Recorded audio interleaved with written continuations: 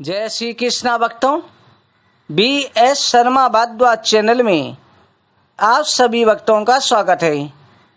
भक्तों, भाद्रपद शुक्ल पक्ष चतुर्थी तिथि जिस दिन गणेश जी की स्थापना होती है उसे कलंक चौथ, पत्थर चौथ भी कहते हैं, क्योंकि इस दिन चंद्रमा को गणेश जी के श्राप से कोई भी कलंक चतुर्थी को चंद्रमा का दर्शन नहीं करते। यहाँ तक कि भगवान श्री कृष्ण ने चतुर्थी के दिन दर्शन किया था, तो इसलिए भगवान श्री कृष्ण को भी कलंक लगा था।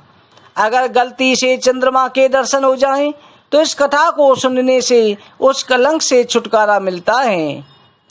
एक बार की बात है, भगवान श्री कृष्ण द्वारकापुरी में रहते थे।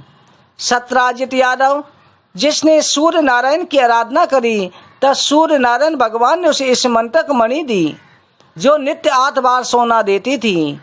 इस मंत्रक मणि पाकर के जब सत्यराजित समाज में बैठा, तब श्री कृष्ण ने उससे कहा कि मणि उग्रसेन को अर्पित कर दें, क्योंकि आपके पास आपको नुकसान दे सकती है। सत्यराजित ने श्री कृष्ण को ना दे करके वो मणि अपने भाई प्रसेनजित को दे दी। एक दिन प्रसेनजित घोड़े पर चढ़कर शिकार के लिए गया, वह उसे एक शेर ने मार डाला। मणि ले ली और शेर को जाम्बवंत ने मार दिया। जाम्बवंत उस मणि को गुफा में ले गया। इधर कई दिनों तक प्रसेन के न लौटने पर सत्यराजित ने सभी से कहा कि श्री कृष्ण मणि प्राप्त करना चाहते थे, इसलिए मेरे भाई को मार डाला है और मणि छीन ली है। इधर भगवान श्री कृष्ण की जब ये लोक निंदा होने लगी, भगवान श्री कृष्ण सभी सैनिकों को, बड़े बुजुर्गों को साथ लेकर वन में ढूंढने गए, जहाँ पर उन्हें घोड़े समेत प्रसेन सिंह के द्वारा मरा मिला। आगे जाके चिन्हों के द्वारा पहुंचे तो सिंह को जाम्बवंत ने मार रखा था। जाम्बवंत के चिन्ह गुफा में जा रहे थे। भगवान श्री कृष्ण सभी को बाहर छोड़कर गुफा के अंदर गए। वहां जाकर के देखा जाम्बवंत की पुत्री जाम्बवंती मणि से खेल रही है। भगवान श्री कृष्ण ने जाम्बवंत के साथ में युद्ध किया। जाम्बवंत का भगवान श्री कृष्ण का 27 दिन तक युद्ध हुआ। इसके बाद में जब भगवान श्री कृष्ण पराजित नहीं हुए, तब जाम्बवंत समझ गए अवश्य कोई अवतार हैं। हाथ जोड़ करके कहा कि आप कौन हैं? तब भगवान श्री कृष्ण ने राम रूप में दर्शन दिए। राम रूप में अपने वरदान को याद दिलाया। उसी समय जाम्बवंत ने जाम्बवंती का विवाह श्री कृष्ण के साथ कर दिया और मणि दहेज में दे दी। भगवान श्री कृष्ण जाम्बवंती के साथ द्वारका को लौट आए और आकर के सभी के सामने सारी कथा सुनाई और उनके सामने मणि सत्यराजित को दे दी।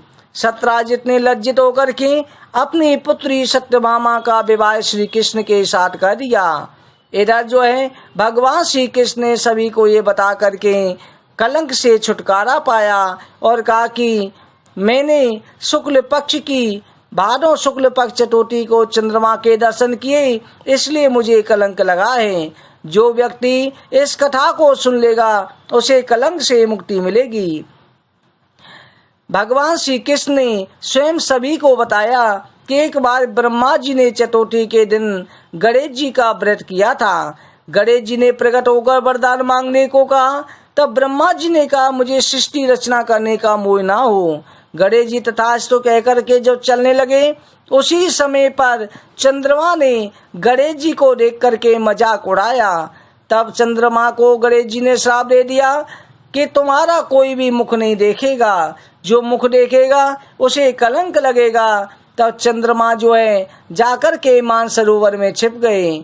संसार के प्राणियों को चंद्रमा के बिना कष्ट हुआ, तब सभी देवताओं ने गणेश जी की आराधना करी।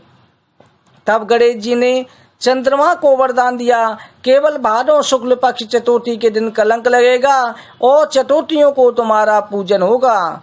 जो भादो शुक्ल पक्ष को चंद्रमा के दर्शन करेगा उसे झूठा लाछन अवश्य लगेगा, परंतु इस कथा को सुनने से, गणेश जी की पूजा करने से कलंक से मुक्ति मिलेगी। इसलिए ये सुमंत्रक पड़ी मणि की कथा सुनने से मनोकामना पूरी हो जाती है। मनुष्य धन दान पुत्र सौभाग्य प्राप्त कर लेता है और सर्वत्र विजय होती है। बोलो गणपति आनंद भगवान की जय। जय श्री कृष्णा भक्त।